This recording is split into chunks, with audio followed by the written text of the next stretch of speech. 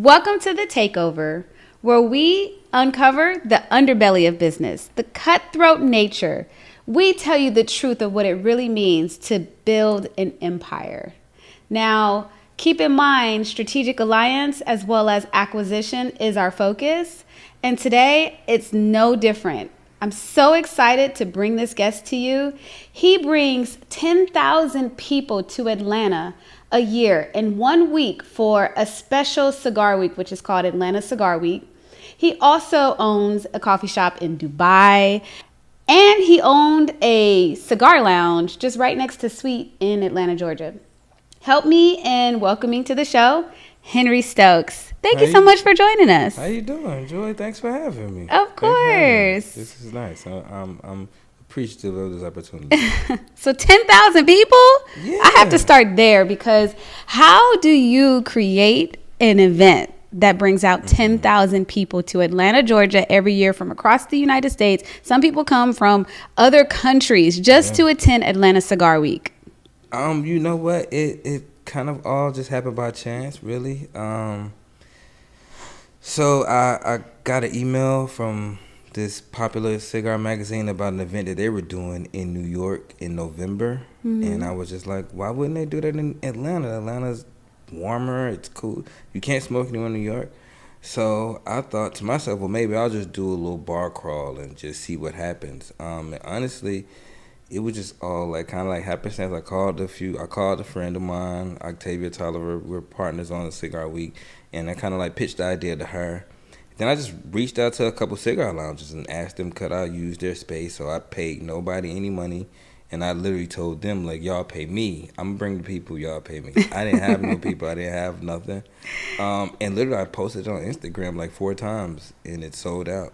And Really? Yeah, and after that, we've sold that. We're on year 7 now. We literally have been given a proclamation from the city of Atlanta. So the 3rd week of September is actually the official week of cigars. We actually got the proclamation from the city of Fairburn as well. So we have that same designation in Fairburn for that week.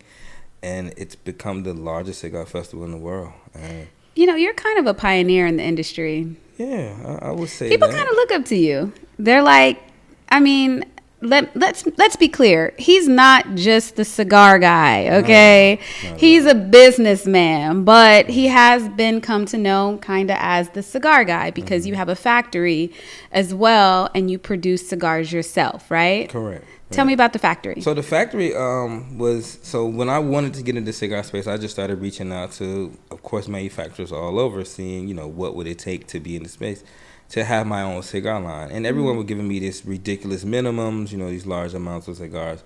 And so I eventually got around to this cigar factory, La Tradicional Cubana. And the owner, Luis Sanchez, I got on the phone with him, and he was basically, said, if you really want to know about cigars, just, come to Miami and let's talk. And you're from Miami. I'm from Miami, so it was nothing to me. I was like, okay, cool. I got on the plane the next day. I went straight to his shop. I was there from like 9 a.m. to 5 o'clock, and I sat in with this guy the entire day, smoking cigars, drinking Cuban coffee. We went across the street. We got oxtails. Like, Cuban oxtails are incredible, by the way. And we just sat and talked the whole day, and by the end of the conversation, I had my own cigar, and then after that, I was kind of like, okay, now I have a cigar. What am I going to do? I'm going to go door to door and get people to carry my cigar. That's not going to work. Yeah. So it was around 2013. So I decided I'll start a blog. So I started this blog called Taylor Ash. And I was like, if I become the authority on cigars, then people would just like my cigar because I could tell them this is a good cigar now. Yeah. So I started that brand. And that brand really quickly grew and gave me a lot of notoriety in the space. So once I decided to enter the market into Atlanta, I already had like a kind of a following and a name. And then from that standpoint, I decided to open a cigar lounge. So opening the cigar lounge was, again, another one of those creative deals. I went to the club here, Sweet Food Lounge, and they had this little VIP lounge in the back that was kind of its own separate entrance, its own room. We pushed this button and the door slid open, and it was like so my friend at the time, Chef Virgil, shout out to Chef Virgil. He owns a great restaurant, Toast on Linux, here in Atlanta. So Virgil was the chef there, and I was like, hey, so what are they doing with this space? And he was like, oh, that's just the VIP lounge, they do hookah in there sometimes. And I was just like, yeah, it's no way they could be making any real money. Can you, set up something where I can talk to the owners? So I had a conversation with the owners, and I was basically like, I have this huge cigar following. I could take this space and turn it into a cigar lounge, and I can sell more food and liquor in here than you could. And I could bring money to your bottom line. So we worked out a deal, and I was able to generate them about $60K a month in revenue. So I was able to take the space for free, and I had the space for 4 years, and it became, according to Yelp and Google and all these places, the #1 rated cigar lounge in Atlanta. Wow. And then I was able to exit the business and sell it to some friends I went to college with. Wow, that's crazy. So to me, it seems a little bit like serendipitous business serendipity, almost like you see the opportunity, you have a forethought of what the market trends are going to be, and you're like, bet, I could do it. Let me do it. Let me show you. And you end up stumbling upon these businesses almost for free and, taking them over. Right. And I think a big part of that is just, I'm a planner. So I'm a guy that's, I'm always thinking of an idea and working on a plan. But instead of just having an idea and it sits in the back of my mind, I'll literally build the entire business plan on the idea. So when an opportunity comes, there's one of these plans I have in this folder of plans that fits that space or that fits that opportunity, So the same thing happened with the coffee business in Dubai. It was just another happenstance moment. We were doing a cigar event, and the guy was the president of the company that owned the malls in Dubai. And we were just, just talking really and said like, hey man, let me get a space in the mall. And he was like, well, I need a coffee shop. And it was like, well, we got a coffee company, me and my partner in Dubai, and we did not have a coffee company. But we had a plan to do that one day, so it kind of happened, and now we have 3 locations there. We make our own coffee. We're in the grocery stores. We just got into China, and it's all came from just. Let me make this clear though. It's not. This is what we had a conversation the other day, and I was like, when you're in business and you're talking to people and you're making deals, and it's not cap, so to speak, because we can execute it. Yeah. We may not have it right now, but we can definitely execute it in the future. So I don't know how to coin that term of what it is, but kind of like this opportunity. You see the opportunity and you make it clear that you can execute on it. Right. You may not have it presently, but you can do it, and then you do it. Exactly. I think that's about being able to articulate that plan. Yeah. Like anyone can say, I can do X, Y, Z, but can you show it to me? Can you prove it to me from numbers, your research? What have you put on paper? What can I see tangible? Have you already reached out to manufacturers? Do you have a Rolodex of people who can produce this coffee? What is your packaging going to look like? Where are you going to get this packaging? Like when I'm building out a plan, I'm building all of that out without even having a location, without even having anything tangible. I'm building out a full plan of what it would look like if I had the keys in my hand today. So whenever that opportunity comes, I know exactly who to call. I know exactly what my cost is going to be. I know my break-even point. I know what I can do on this deal. I know how much I can pay in rent because I know how much my revenue is going to be.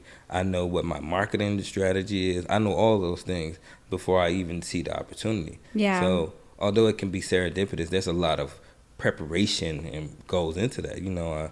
I think success is nothing but being prepared when the opportunity comes. And to have the hustle to do it, because I would say, I would put you in the category and say, like, you're an executor. Like, another word for executor is a hustler. You're a hustler. Like, you do what's necessary to get the job done. And you've been that way since you were a kid. Yeah. Your first business, what was your first business? My first business, I was 10. I used to sell mangoes on the corner. I sell mangoes. Then I started breeding pit bulls in high school. I've done everything, I've done everything because business is my form of creativity.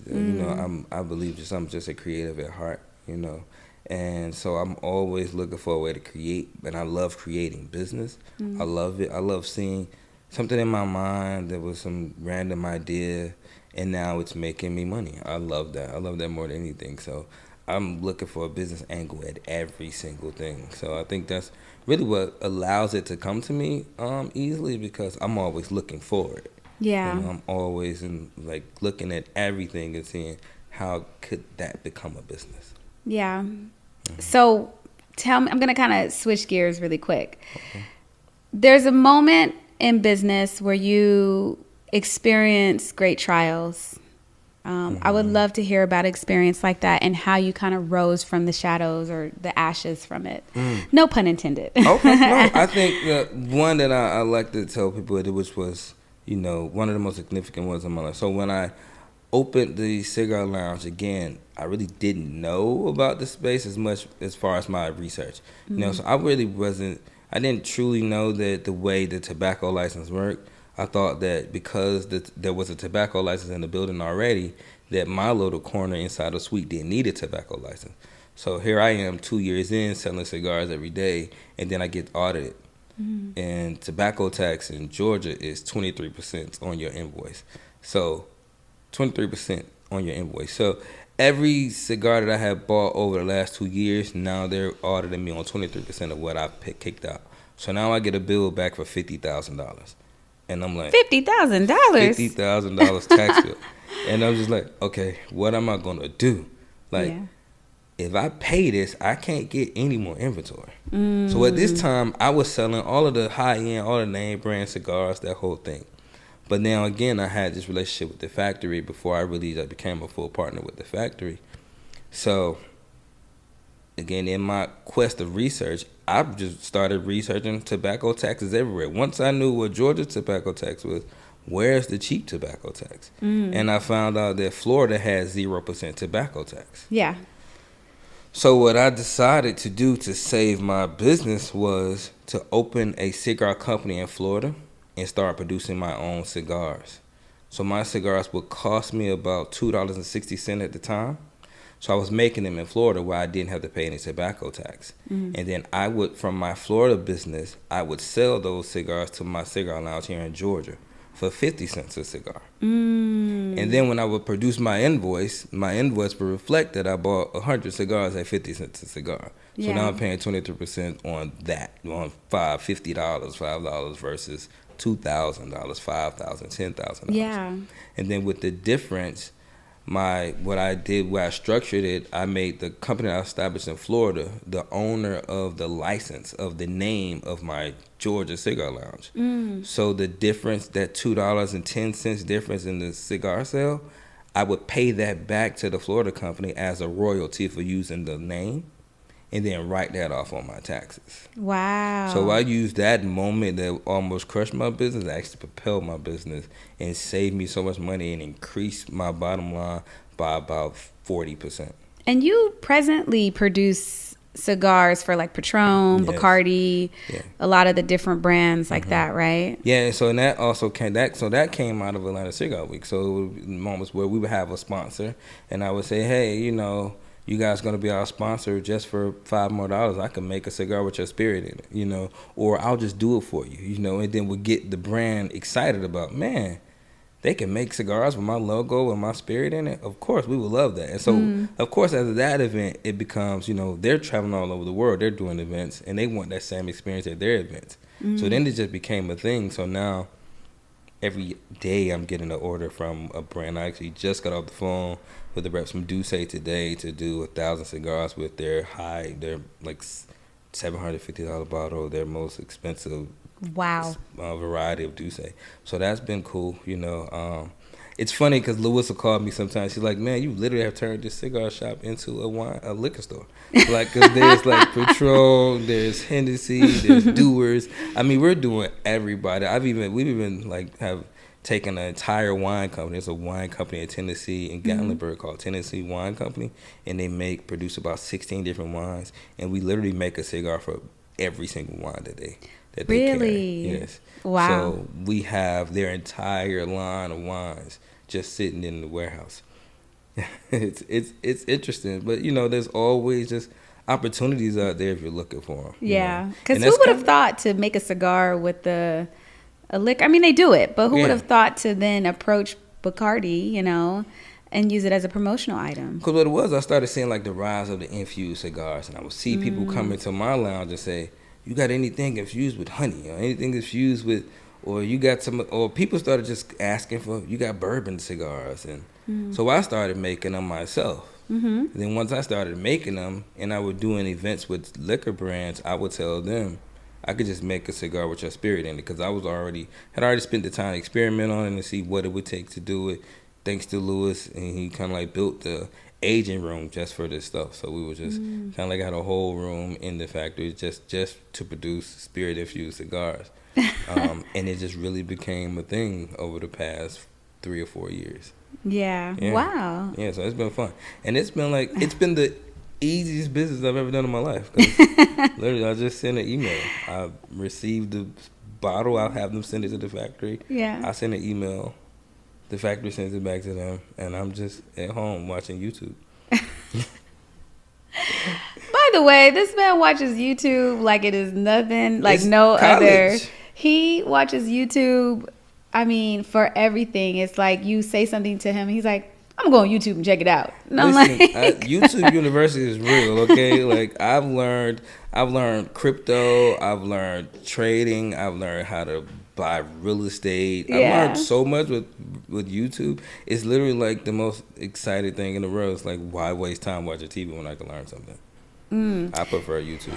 So done with the cigar stuff, right? Let's talk about Village Microfund. Village Microfund. This is something he never talks about. And he has an integral role in the Village Microfund to help them in a lot of different capacities.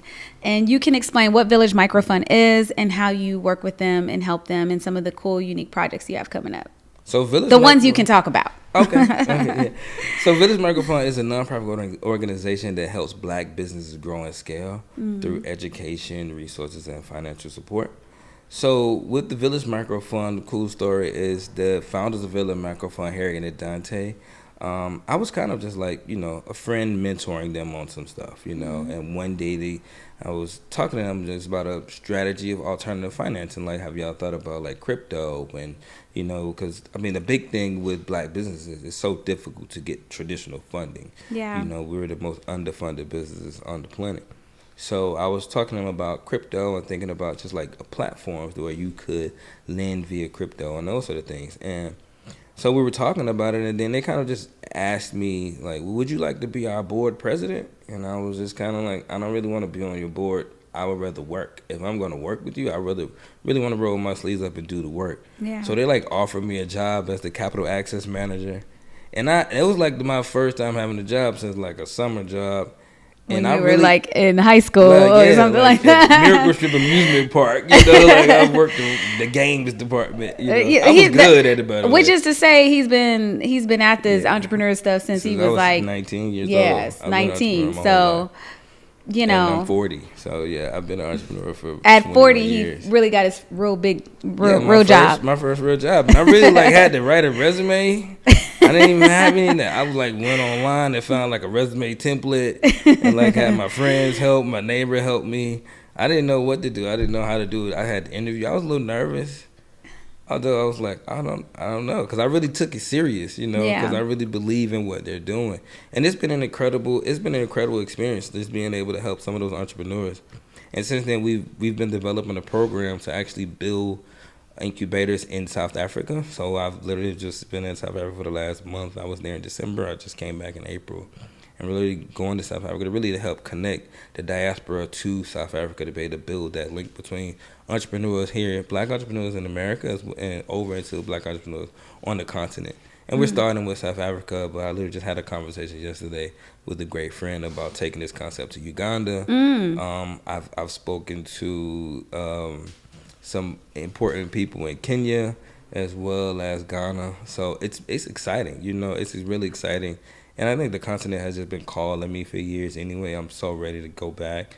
Power to the people. Yeah, but I think that, the same way, you see with Asians have been able to build, infrastructure and pipeline from their manufacturing, from their agriculture, and being able to help the Asian Americans be able to grow their businesses. I feel like we could do the same exact thing with Africa. Yeah. Africa is the most mineral-rich continent on the planet.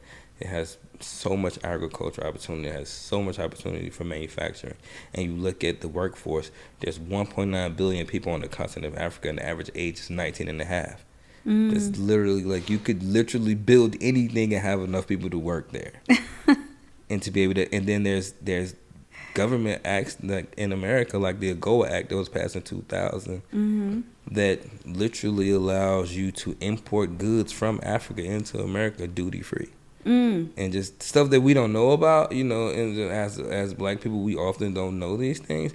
But so I feel like it's my duty to really like kind of just bring all that together and help entrepreneurs grow their business in a real meaningful way by connecting with people from Africa. I mean, we're still in this.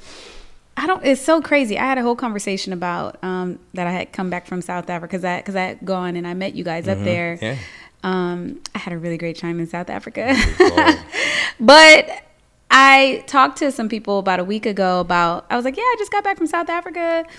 And the crazy thing is that they still have this perception that Africa is like running around, like people are running around in the jungle with spirit, like seriously. And I was like, do you really think that? Yeah, like it's insane. Like they have penguins. Like they have beautiful homes that are inside of the mountain, overlooking the ocean, with like mountain views and ocean views, and people drive Phantoms. It's a beautiful place. It's literally where the Indian Ocean and Atlantic Ocean meet. Do you not think that those are going to be some of the most breathtaking beaches? Like, I gorgeous. mean, just think of it. You know, gorgeous, but I mean, and it's not just South Africa, because I mean, like it's a developed like this. There are countries in there's countries in Africa that are very developed. So I'm like, malls. Get that out of your head. Africa is amazing. Great shopping, great nightclubs, amazing food. Yeah, Africa is a beautiful place. And I think it's interesting to me when you hear the propaganda coming back from people who look like us. And when I get on the plane to go to Africa, 90% of the people on the plane are white. Yes. That's always really interesting to me. It's like, man, so if y'all just knew, like if we just knew when we went, it would be hard for people to come back home. Yeah, it's crazy. But I want to ask you about this serendipitous business kind of, I won't say it's a strategy of yours. It just happens, right? I want to ask you, if you are speaking with someone about what it takes to find opportunities, could you give me the formula behind that? Like, how do you stumble upon opportunities that you can take over and make better and grow and do all that great stuff? I would say the most important thing is knowing what to look for. You know, like, for example, if you go into a restaurant and they just have this back patio that has chairs stacked up in there every day, and you're like, so you have this it's 700 square feet and you're just stacking chairs in there, like, but you have a kitchen already, you have a bar already. So if I could just add one element to this business, I could turn that space into my own lounge. So if you were a guy who did hookahs, you know, say you approach the owner and say, hey, I could come in, I can produce hookahs. You let me just make the money on the hookah, and I'll bring you customers every day who are going to buy your food, who are going to buy your liquor. There's not one business owner who's going to say, nah, I don't want an extra $10,000 a month. They're always going to want that. So I think one is about knowing what to look for. Two is about knowing how to identify the need for the person who already currently owns the business. That person might want to exit. Go into that more, because I think that's important to talk about. Yeah, so when you find an opportunity in a business that already exists, or a business that someone's ready to exit, you know, there's a need, you know, and that need could be, I really just want to get out of the nightlife space, or that need could be, I'm about to retire, or I'm going through a divorce, or I have kids now. So it's always about how do you solve that problem for them, you know? And oftentimes solving that problem for them will make them happy enough to give you the business with no money down. Yeah. Because they're just ready to let it go. Either they were going to give it to you or they were going to close the doors. Yeah. So oftentimes just knowing what to ask, you know, just asking the right questions. And like, you know, so asking like, so how is this going? How are you feeling? What's next for you? Yeah. What are you really interested in? Just having a conversation will start to lead you to, oh, they really don't want to be here anymore.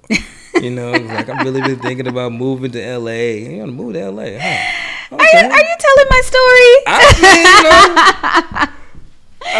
you know. So So Henry is actually we have a deal right now where we're actually probably going to sign either today or tomorrow. Yes. Where he's taking over Social House. So, Yeah. shout out to Henry for that. But that was the conversation. Seeing the opportunity. You know, the conversation, we were just having a conversation. I think it was around earlier this year, sometime January, and I was just like, so what's next for you? And you were kind of like, I think I want to move back, to LA. I want to be close to my mom. I was like, so what you gonna do with the business? I don't know. Well, I mean, I would hate to see all of your great work go, to waste. Won't you let me just take it over? Yeah. And the conversation started, and then once the conversation started, have an attorney who can get an agreement done, but on both sides, both sides need attorneys. Yeah. And just being proactive about what that deal looks like and how is it a win for the person who's giving you the business. Yeah, because I mean, if you talk about the economics of acquisition or acquiring businesses, it's to say that, okay, I'm going to liken it to buying property, right? Mm-hmm. So there's a building, you buy it, and that building stays there for forever. And it will produce income. But businesses, on the other hand, you invest your money to it, you make whatever returns or not on it. And once you decide to stop nurturing it, it goes to zero. And I think that distinction is the difference between investing into buildings, versus investing into businesses. Now, understanding the difference between why it could be beneficial to invest into businesses versus buildings is key, because buildings, okay, it's always going to be there. You can go up to it, you can go in it, you can smell it, you can touch it, all that other good stuff, and it's always there. But the returns are what they are. It's very difficult to go from here and just skyrocket out of the world unless you're really adding a lot of value and it was at a low level, right? But businesses, on the other hand, you can take that business and scale it to the infinite power in so much that you have the energy, time, and the makeup to do it. But the minute you stop, it goes to zero. Right. And that distinction is important in the takeover process. Mm-hmm. And I think you're explaining that. Yeah, because I also, when you identify when a business owner has become tired, you can tell that the business isn't as thriving as it once was. Yeah. The business owner is tired. They're not putting the same marketing effort. They're not putting the same. You don't see as many events anymore. So you can identify that just based off a person's social media. You see, like, man, they used to have a Tuesday night every night. Now they don't. Or or they once had a dress code and now they don't. Like, what's causing these drastic changes in the business? Is it the business not making any money, or is it this owner is just tired of this business? And from both those angles, you can approach the business. You know, for example, like there's been opportunities I've had where I saw that, the business was kind of failing. So now my 100,000 is worth way more than it was when the business wasn't failing. Yes. So now I can go get 40% of the business versus 10. Yes, and this happens all the time. I'm actually this like that happens as well right now. Tell me more. And so there's a deal I'm in with the dispensary in Grove Farm, Oklahoma. Okay. So they have been going through the ups and downs and the pains, and it's kind of like, the deal was different when there was only a few dispensaries in town. Now it's loaded with dispensaries, and now they have competition. So now that same amount of money that they wanted in the past for 5%, I'm able to get that deal at a lot higher rate. And now it's right for me as well, because now I've been able to watch the business. I've seen what they've gone through. I've seen what their pain points are, and I know that they have more experience. Versus when they were opening the doors, they were brand new. Yeah, they were making more money, but they were only showing town. It's easy to make more money when you're the only show in town. Definitely. Once you have competition, you have smarter business people in this space. You have people making better creative decisions, better marketing decisions, and they have better margins. Those things start to reflect on your bottom line. Yeah. Because now they can charge the customer way less for the same quality because of just the infrastructure. So being able to sit back sometimes and just be patient on a deal. Henry is the silent, I was 6 years on a he deal. is patient. I would wait. So I would wait years patient. because you make the money in the purchase. You don't make the money in the sale. Yeah. It's So all about how well you get the deal in the beginning is what you're gonna exit. How you're gonna exit better in the end. yeah, for sure. So, I mean, I want you just to take a moment and think about a couple gems that you can drop on our audience or our viewers. Both. And let them know like something important that they should take away from you. I would say one for me is like there is no box. You know, business is business, numbers are numbers, and bottom lines are the bottom line. So as long as you're creative enough, you can do any field. You know, I can go from cigars to cannabis to fashion to real estate. If you understand numbers, you understand the deal. So I would never say, you know, just find you a niche and stay there if you are creative enough to handle it. Two, I would say, you know, time management is the most important thing in the world. You know, everyone always tells me you got a lot going on. It seems like it on the surface, but I know how to schedule these things where it makes sense to me, and I'm able to dedicate myself in the right manner. You know, because you don't have to put 9 hours in something if you're working smart. If you're handling things the right way, you're putting in the proper systems, you're automating things, you're making sure that things are being handled properly, then you're just a manager. At that point, you're just overseeing the work. You know, like I don't believe in being a entrepreneur that works the business. I believe in an entrepreneur that runs the business. There's two of those different things. I'm not trying to buy a job.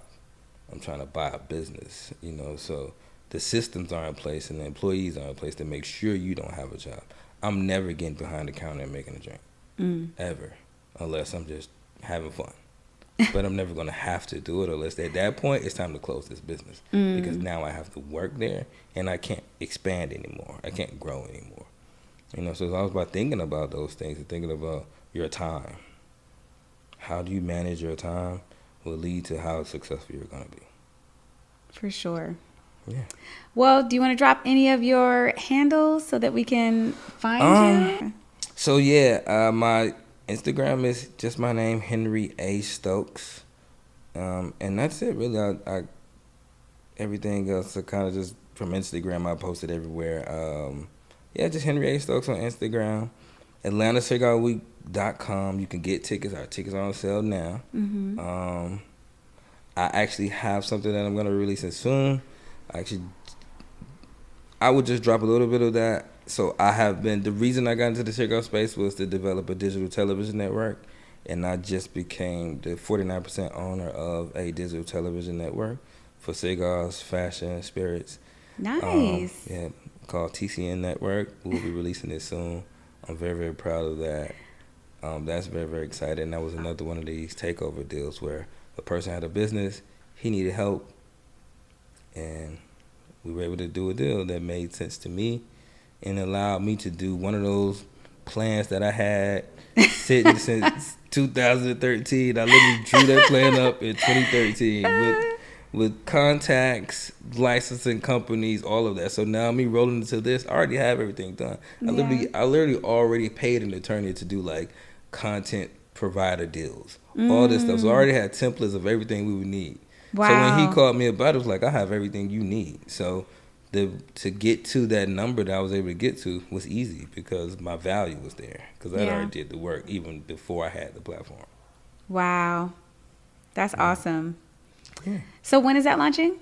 That will be launching, honestly, in the next 60 days. 60 days. Okay, well, stay tuned, y'all. In the next 60 days, he is going to be dropping his new TV network. Yeah. TV network, right? Digital network. It's already in Amazon Fire Stick, Roku, Apple TV, Apple App Store, as well as the Google Store. Okay. So, yeah. You'll be able to download it next week. Awesome. Yeah. Okay, well, thank you so much, Henry, for joining us today. I appreciate you for taking the time out. It was a pleasure to learn about this serendipitous business strategy that just so happens to happen.